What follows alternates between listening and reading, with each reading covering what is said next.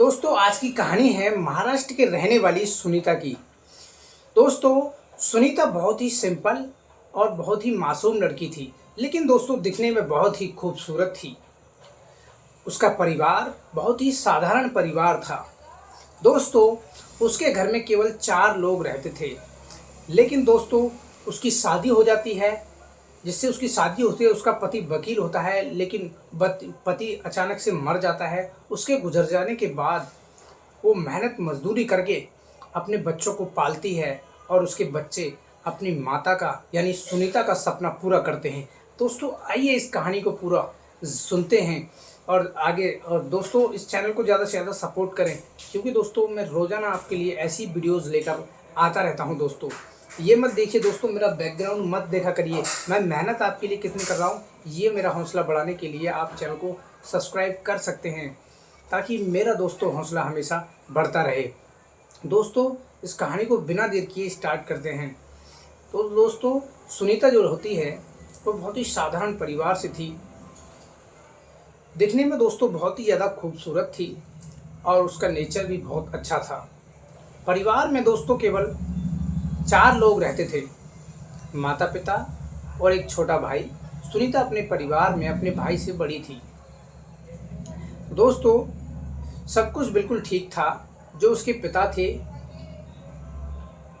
जो सुनीता के पिता थे, वो एक ब्रांच में एक मैनेजर का काम करते थे दोस्तों।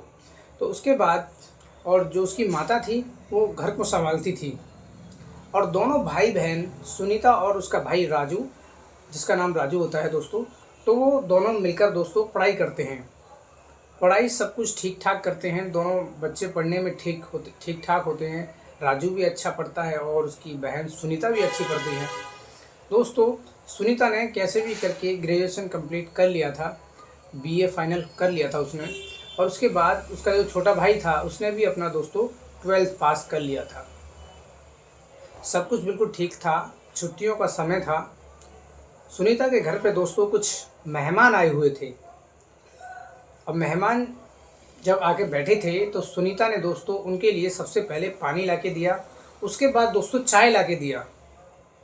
और जो मेहमान लोग जो आए थे, सुनीता को देखकर सुनीता के पिता से कहते हैं कि सुनो भाई साहब, क्या आप अपनी बच्ची का रिश्ता करवाना चाहेंगे?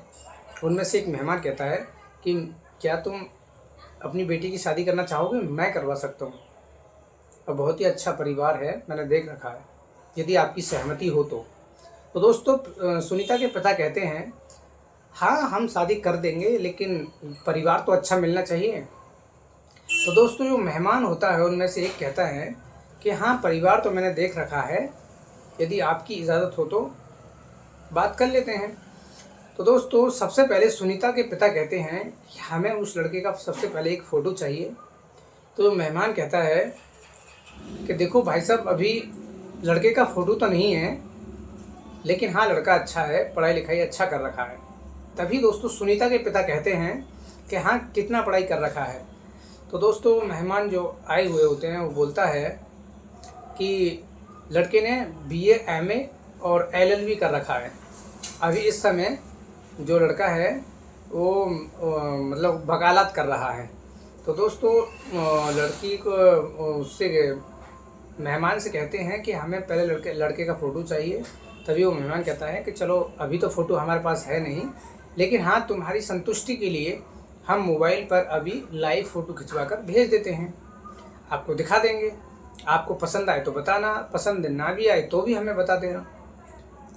तो दोस्तों कुछ ही देर बाद मोबाइल पर उस लड़के का फ़ोटो आता है और उसका सुनीता का पूरा परिवार फ़ोटो को देखता है। सभी लोग पसंद होते हैं। तभी अंत में सुनीता की माँ और पिता कहते हैं कि सुनीता ज़रा एक बार तुम भी देख लो, हम तुम्हारी भी राय जानना चाहते हैं। तो दोस्तों सुनीता कहती है कि माँ पापा, यदि आप दोनों को पसंद है तो मुझे कोई आपत्ति नहीं है, मुझे आपकी पसंद ही मंजूर है। तो दोस्तों दोनों तरफ से सब कुछ अच्छा होता है धीरे धीरे। लेकिन सुनीता ने लड़के को देखा था, लेकिन जो लड़का था वकील, उसने सुनीता को नहीं देखा था दोस्तों। फिर उस लड़के की भी जिद होती है कि नहीं, यदि आप शादी करवा रहे हैं तो एक बार उस लड़की को मैं भी देखना चाहूँगा। वो भी दोस्तों जिद का पक्का था। जो जो बिचौलिया थे मेहमान, उन्होंने शादी करवा रहे थे, वो कहते हैं भाई ठीक है, यदि तू भी उस लड़की का फ़ोटो देखना चाहता तो ठीक है, वैसे लड़की तो मेरे हिसाब से अच्छी है, यदि तेरी इच्छा है तो दिखा देते हैं, क्योंकि तुम दोनों को जीवन भर साथ रहना है। तो दोस्तों उस लड़की का फ़ोटो मंगवा के उस वकील को लड़के को दिखा देते हैं। लड़का उस लड़की को देखकर इतना खुश हो जाता है कि दोस्तों सुनीता जो थी, एक तो पढ़ी लिखी थी और वैसे भी उसका नेचर बहुत अच्छा था और बहुत दिखने में खूबसूरत थी, जिसे एक बार कोई देख ले उसे कोई फेल कर ही नहीं सकता था। तो दोस्तों धीरे धीरे कुछ समय बाद दोनों परिवार में शादी का माहौल बन जाता है। शादी का माहौल बनता है तो दोनों परिवारों में आने जाने का सिलसिला भी चलता है, कार्ड छपवाना, रिश्तेदारों को बुलाना, ये सब चीज़ें चलती रहती हैं। तो दोस्तों उसके बाद लगभग तीन से 3.5 महीने लगभग लगते हैं। उसके बाद दोनों की शादी को बड़े ही सावधानी से, धूमधाम से, अच्छे से करवाया जाता है। सुनीता भी खुश होकर अपने ससुराल में दोस्तों जाती है, और ससुराल में जब जाती है तो बिल्कुल ससुराल में सब कुछ ठीक ठाक होता है। उसकी सास ससुर, लेकिन उसके कोई देवर नहीं होता है दोस्तों, केवल उसका पति ही होता है। घर में अकेला लड़का था, 2 बहन थी उस वकील की, और दोनों की दोस्तों शादी हो गई थी। अब ये केवल वकील और वकील के माता पिता और सुनीता, ये 4 लोग उस घर में थे। तो दोस्तों शादी के 1 साल तक तो बिल्कुल नॉर्मल चला, बिल्कुल सब ठीक चला। और दोस्तों जैसे ही 1 साल पार हुआ, उसके बाद धीरे धीरे सुनीता के पति का व्यवहार बदलने लगा और धीरे धीरे नशा भी करने लगा। हालांकि दोस्तों जब उसकी शादी हुई थी तो तब उसके अंदर उस समय कोई भी एमाल, किसी भी प्रकार का कोई नशा नहीं था। लेकिन शादी के 1 साल बाद ने धीरे धीरे नशा की लत लगनी उसे शुरू हो गई थी दोस्तों। नशे के बाद में दोनों पति पत्नी में उनके आपसी संबंध दोस्तों बिगड़ने लगे थे। जब दोनों के संबंध बिगड़ने लगे धीरे धीरे, तो ये बात सुनीता जो थी वो अपने परिवार वालों को कुछ नहीं बताती थी। जब भी परिवार वालों का उधर से फ़ोन आता था या अपनी तरफ से करती थी, जब पूछते थे बेटी कैसी है, तो सुनीता बड़े प्रेम से कहती थी कि पापा यहाँ सब ठीक है, सब अच्छा है, मुझे कोई प्रॉब्लम नहीं है। लेकिन दोस्तों असली हकीकत जो उसके जीवन में चल रही थी वो उसे नहीं बता पा रही थी। उसके पिता उससे जानने की बहुत कोशिश करते थे, लेकिन सुनीता जानबूझकर उन्हें कुछ भी नहीं बताती थी। धीरे धीरे दोस्तों 3 से 4 साल गुजर चुके थे, 5वें साल लगने ही वाला था। और उस समय दोस्तों घर का माहौल इतना ख़राब होने लगा था कि सुनीता का पति जो वकील था उसने अपनी वकालत भी छोड़ दी थी, और उसका सिर्फ एक ही काम रह गया था कि घर पे शराब पी के आना और केवल हंगामा करना और सुनीता को दबा के पिटाई करना। यही उसका डेली का रूटीन बन गया था। दोस्तों पिता ने सोचा था कि बेटी उस घर में जाएगी तो अच्छी रहेगी, सुनीता ने भी यही सोचा होगा, लेकिन उसके साथ रियल लाइफ में क्या हो रहा है ये केवल सुनीता ही जानती है दोस्तों। तो दोस्तों जब ये बात उसने अपने घर वालों को नहीं बताई, सुनीता का जो 4-5 साल उसके साथ अपने पति के साथ रही, उसने अपनी वकालत भी छोड़ दी। उसके बाद दोस्तों उसके 2 बच्चे भी हुए थे।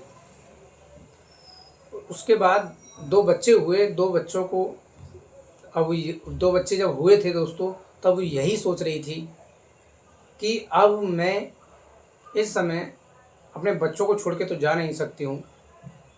हालांकि बुरा है भला है जैसा भी है तो मेरा पति।